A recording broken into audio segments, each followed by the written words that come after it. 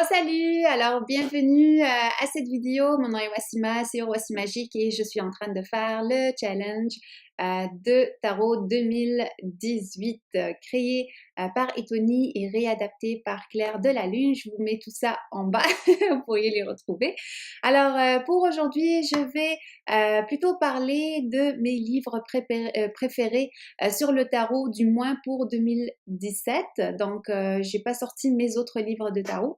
Alors, pour cette année, j'ai travaillé, pour l'année 2017, j'ai travaillé beaucoup aussi avec le Wildwood Tarot. On a fait un challenge avec la belle Candice sur nos chaînes vidéo et on a utilisé beaucoup ce tarot-là. Alors, j'ai pas mal, oups, j'ai pas mal lu le livre aussi pour comprendre c'est quoi la signification des cartes selon les créateurs du jeu. C'est un peu différent du tarot classique de Rider Smith. Donc, c'est vraiment, c'est un livre assez intéressant si vous voulez explorer le côté, je dirais, le côté celtique, druidique, des, du côté aussi, admettons, si vous avez un côté sorcier, c'est un tarot vraiment intéressant par rapport à ça.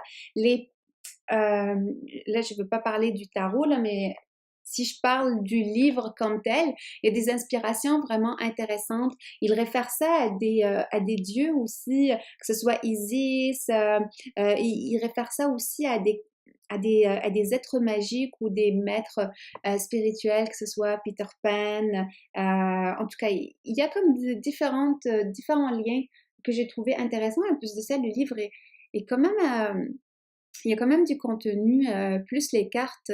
Moi, je l'ai acheté à 17 $ canadiens, ce qui revient vraiment pas beaucoup. Donc, c'était vraiment une très belle découverte, puis ça vaut vraiment la peine pour le prix que c'est. Pour faire suite aussi à ce livre-là, j'ai eu le Wild Magic, qui est un livre, ce qu'ils appellent le workbook. Il est en anglais, il n'est pas encore en français parce qu'il est sorti en 2017. Ce livre-là, il est intéressant parce qu'il va un peu plus loin pour les cartes majeures.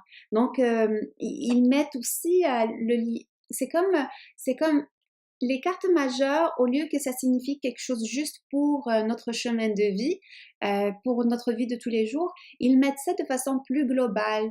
Et ils parlent même de comment fonctionne la société. Il y a comme vraiment des choses très intéressantes là-dedans.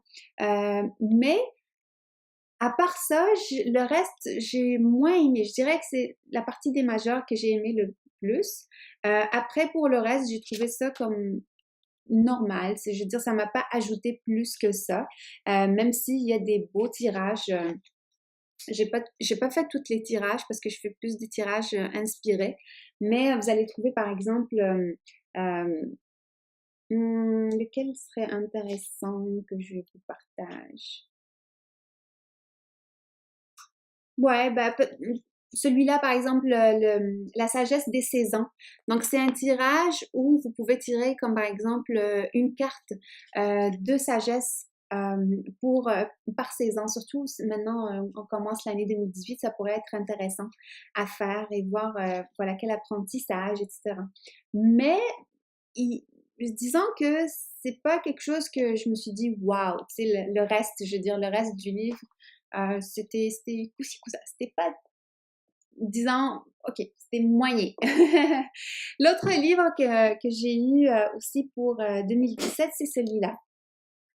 365 tirages du tarot. Je sais que la plupart des livres que je vous montre sont en anglais, mais parce que j'aime beaucoup la langue d'origine quand je lis les livres.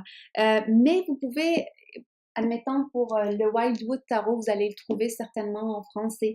Celui-là, je suis certaine que vous pouvez trouver ce style-là de livre sur le marché en français.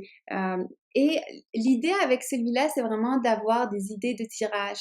Et c'est surtout pour des idées, c'est pas pour faire le tirage tel quel, parce que si vous créez vos propres tirages, vous avez envie des fois de dire, OK, mais c'est quoi comme type de questions que je pourrais poser aux cartes? Euh, comme, ah, ben tiens, Là, je suis tombée sur un tirage, c'est sur le partnership spread, c'est-à-dire un tirage pour les partenaires. Donc, il va y avoir la carte qui me représente moi, la carte qui représente mon partenaire, qu'est-ce qu'on souhaite compléter ensemble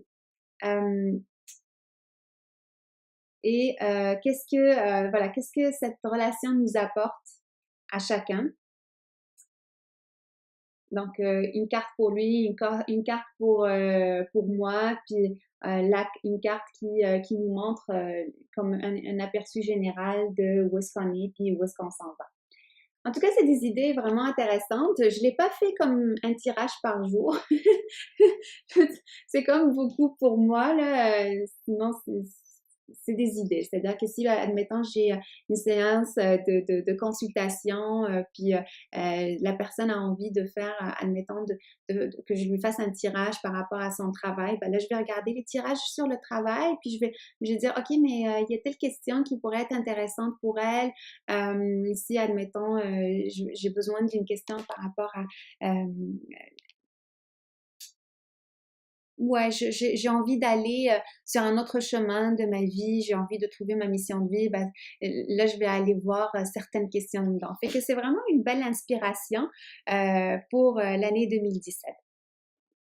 Si je regarde aussi d'autres livres qui m'ont inspiré, mais plus vers la fin de l'année, il faut que je parle aussi de le Mariel Tarot, donc le livre du Mariel Tarot, même si je le lis moins.